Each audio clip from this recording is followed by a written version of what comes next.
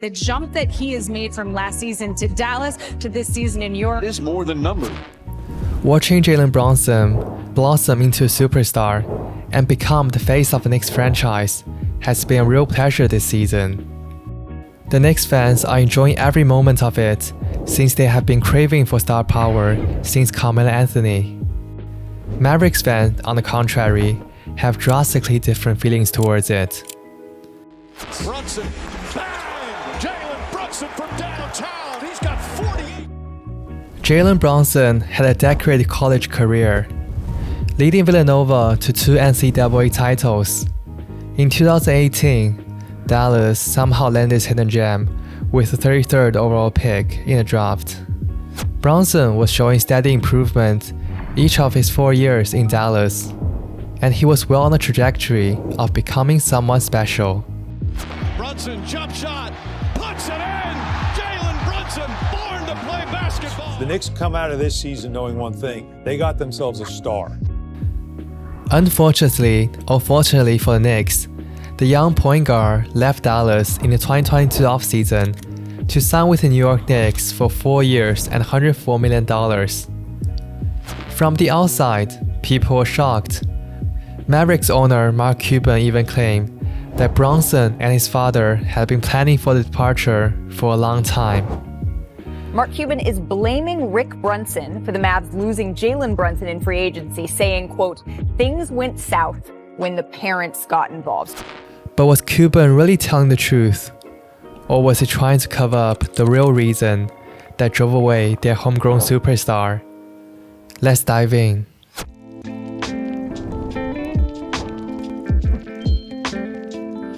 After leaving Dallas and becoming an MVP candidate in New York, Jalen Brunson made an appearance on All the Smoke podcast and revisited all the details and events that led to his departure from the Dallas Mavericks. I really did want to stay in Dallas.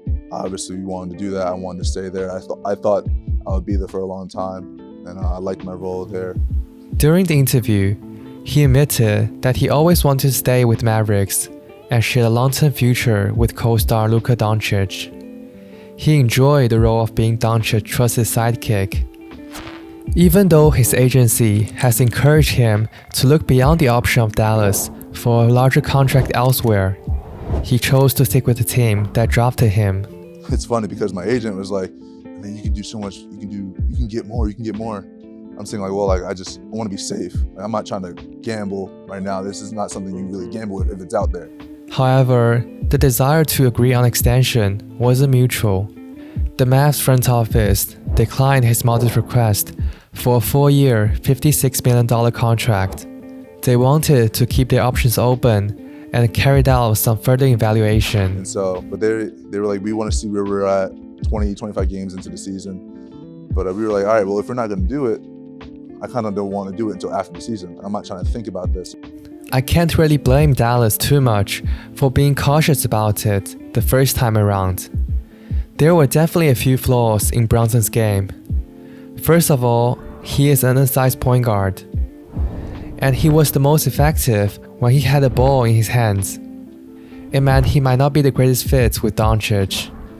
Furthermore, he was simply awful against the Clippers the year prior. He was unable to stay on the court and play meaningful minutes in that playoff series. It caused some major concern about his role in a playoff rotation and subsequently his value to the team. Simply put, they wanted to see how things played out. Meanwhile, a great opportunity showed up. Luka Doncic injured his left ankle twice in back-to-back months, which cost him several weeks of actions. Brunson transitioned from the sixth man to the starting point guard of the team, and unsurprisingly, he never looked back. Across the span of 3.5 weeks, he averaged over 20 points and 7 assists while leading the Mavericks to an 89 record. After Doncic returned from his injury, Brunson remained his long-term backcourt partner for the rest of the season.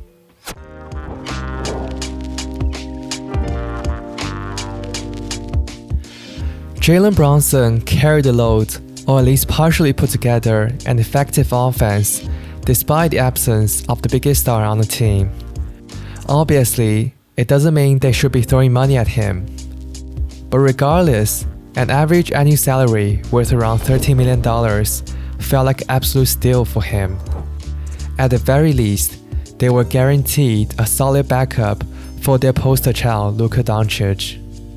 Honestly, they shouldn't even think twice about it in the first place when they were paying Maxi Kleber $11 million a year to play 40 games off the bench. Moreover, his early season success has indicated there's perhaps some hidden potential yet to be discovered. And for some miraculous reason, he returned to the negotiation table and didn't ask for a single more dime than last time. Basically, Brunson wanted to stay in Dallas, and he was worried about getting traded. Therefore, he wanted to get a deal done before the trade deadline. It should be a dream come true for Dallas to agree to the deal and celebrate how much a bargain it was. However, they fumbled big time. Yeah, so there's a period where Luka went out and I started to start, and I was playing really well. I think I was averaging like 20 and like 6 maybe. So we went back, we're like, hey, like if the deal's there, we're thinking about it, like I'll do it, like right now. Still, it was no. Trade deadline comes, I'm like thinking like, all right, well, if I'm not getting extended, I'm probably gonna get traded. Just like how they handled the contract extension with Dorian Finney-Smith, the team waited until the trade deadline to offer Brunson his deal. Apparently, Dallas planned to keep both Brunson and Finney-Smith trade eligible for some imaginary deal that didn't even transpire before the deadline. It was quite evident at the time that they viewed the pair as potential trade baits rather than part of their long-term future. It might work fine with a player like Finney-Smith or corner guy, as Paul Pierce likes to call them, but it definitely didn't sit well with a young rising star like Jalen Brunson. When the deal finally came on the table, after they've been shopping him around in the league and failed, JB declined the offer, and rightfully so. Not only did he significantly boost his production and outgrow the contract they were offering him at the time. More importantly, I believe all the unsensible moves Dallas made prior to that left a bit of sour taste in Brunson's mouth.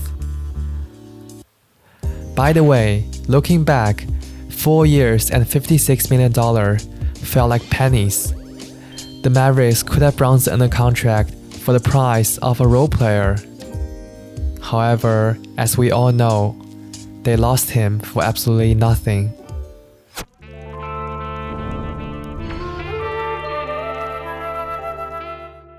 Fast forward to the playoffs, the biggest star on the team, Luka Doncic, experienced an untimely injury that put him out of the first 3 games of the playoffs. Brunson stepped into his role perfectly and stood toe-to-toe with the duo of Donovan Mitchell and Rudy Gobert. Utah took Game 1. Brunson responded with a career-high 41 points and 0 turnover performance, along with 8 rebounds and 5 assists, leading the Mavericks to an enormous bounce-back win. He continued his excellence by slicing up Jazz defense anchored by the 3-time DPOY, this time in Utah. Under the lead of Brunson, Dallas regained control of the series, with Doncic ready to return after an unexpected 2-1 series lead. The Mavs finished their job in 6 games and basically ended the Mitchell and Gobert era of Utah basketball. In retrospect, JB deserved a lot more credit for carrying the team when Luka was on the bench. Meanwhile, even among the harshest critics of Brunson, they were no longer in denial of the value he provided for a team and how instrumental he has been to Mavericks' success. It also cleared up any remaining doubt over him as a legit playoff performer. His prior struggle against the Clippers now all of a sudden seemed like a maturity issue rather than a skill set problem. At that point, the Mavs finally began to realize the real possibility of losing him in the upcoming free agency. However, it may already be too late. Nonetheless, the owner of the team, Mark Cuban, didn't seem too worried, claiming that Dallas could pay the most money, thus held a good chance of retaining Brunson.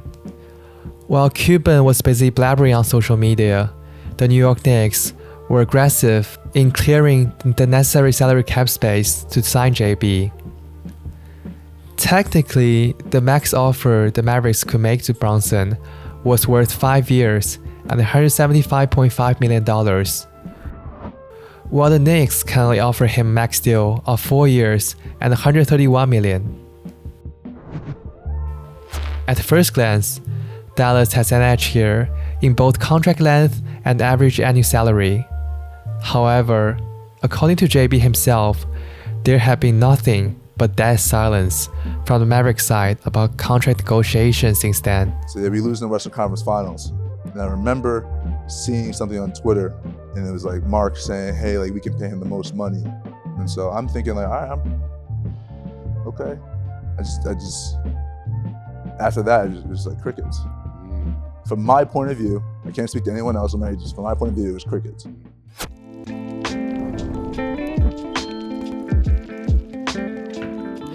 Mark Cuban, on the other side, didn't feel like admitting defeat this soon. He insisted that Brunson never gave Dallas a shot at keeping him. Knowing the numbers now, I would have paid in a heartbeat, but he wouldn't have come anyway, Cuban told ESPN. I don't know how much I buy into that. The Mavs definitely had a chance to negotiate a deal with Brunson and re-sign him before the Knicks even had a right to talk to him. However, according to JB, he didn't hear anything from the Mavs before free agency. I have this sneaky suspicion that Mark Cuban didn't actually want to extend Brunson because it would be at a price point he was not willing to pay. Despite his reputation as a general spender at the owner position, Mark Cuban hasn't opened his checkbook much for the past decade. Signing JB to a contract extension worth $30 million per year meant he had to spend $130 million on both salary and tax for Brunson alone, which was unlikely to happen to say the least. But he also didn't want the front office to look bad by letting Brunson just walk. So I guess he had to manufacture some narrative just to cover up their incompetence. So when the Knicks finally came calling, Brunson was already halfway out the door. Nobody wants to play for a franchise that doesn't even believe in you. In comparison, New York looked like a way more appealing option for him. Not only did his parents and family members all live on the East Coast, it was only an hour away from where he was born, 2 hours away from where he lived. It was like going back home for JB. The Knicks hiring of his father Rick Brunson as assistant coach was just the icing on the cake, making New York an even more attractive destination. Within a few weeks, the Knicks had poured a lot more efforts into helping Brunson succeed than the Mavs had ever done over his 4-year tenure in Dallas. By then, it was already a foregone conclusion that he would depart Dallas and head to the Big Apple. It was a tremendous career-altering decision for Brunson, and it paid off. He emerged as one of the best at his position, while being among the league leaders in time of possession.